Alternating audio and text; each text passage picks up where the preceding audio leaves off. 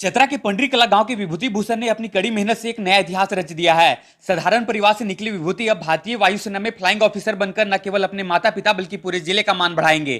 खास बात यह है कि विभूति जिस स्कूल से पढ़ाई की थी उसी स्कूल से पार्ट टाइम जॉब करते हुए बच्चों को पढ़ाया, ताकि शिक्षा की रोशनी से दूसरों के सपनों को भी पंख मिल सके। गांव की गलियों से निकलकर आसमान तक पहुंची इस कामयाबी पर आज पूरा चतरा गर्व कर रहा है। विभूति भूषण के इस शानदार सफर से साफ है, सच्ची लगन, कड़ी मेहनत और देशभक्ति से हर सपना पूरा किया जा सकता है। सुनिए इस सफलता पर विभूति क्या कुछ कह रहे हैं। देखिए, अभी तो मुझे बहुत खुशी हो रही है क्योंकि मैंने इसके लिए बहुत वर्षों से प्रयत्न किया था। मैं एनडीए के लिए 2016 से लगा हूँ। उसके बाद मैंने सीडीएस का परीक्षा दिया, फिर अब जाके 9 वर्षों के बाद एफकेट में मेरा सिलेक्शन हुआ है। तो खुशी तो बहुत हो रही है। देश का सेवा करने का मौका सबको नहीं मिलता, तो इसके लिए मैं अपने आप को भाग्यशाली मानता हूँ कि मुझे ये मौका मिला है। और मैं तो अब यही कहना चाहूँगा कि लोगों को अंत तक प्रयत्न करते रहना चाहिए, क्योंकि मेरा चयन जो है वो आखिरी अटेम्प्ट में हुआ था। मेहनत करते रहें, एक ना एक दिन सफलता अवश्य मिलेगी। तो वर्तमान में क्या कुछ कर रहे थे और फिर कैसे ये सफलता आपको प्राप्त हुई? जी, मैं अभी पिछले 1 वर्ष से डीएवी चतरा में बतौर विज्ञान शिक्षक काम कर रहा था, और मेरी जर्नी भी यहीं से शुरू हुई है। मैंने अपनी शिक्षा भी डीएवी चतरा से ही की है। उसके बाद मैंने आगे की पढ़ाई रांची से किया। मैंने ग्रेजुएशन सेंट जेवियर से किया।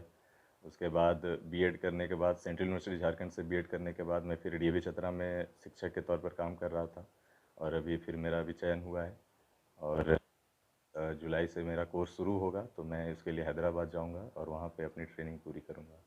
देखिए, इस सफलता के पीछे मैं सबसे पहले अपने माता पिता, अपने दादा दादी, अपने नाना नानी, अपने छोटे भाई को भी कुछ श्रेय दूंगा, क्योंकि ये भी मोटिवेशन देते रहता है।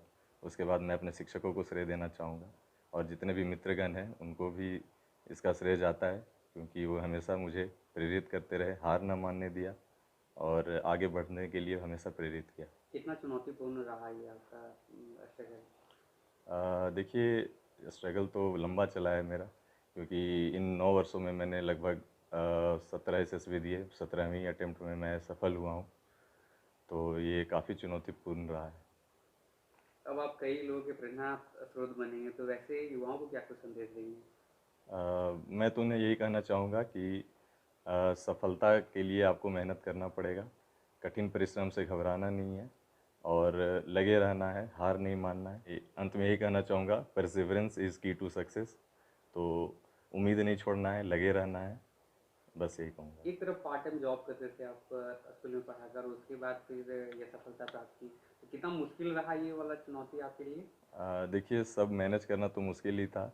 स्कूल के काम के साथ साथ अपनी पढ़ाई भी मैं करते रहा, और इन्हीं में टाइम को मैनेज करके टाइम मैनेजमेंट पे फोकस किया और अपने लिए समय बचाया। फिर मेहनत किया। उसके बाद मैंने परीक्षा निकाली, इंटरव्यू निकाला, मेडिकल क्लियर किया।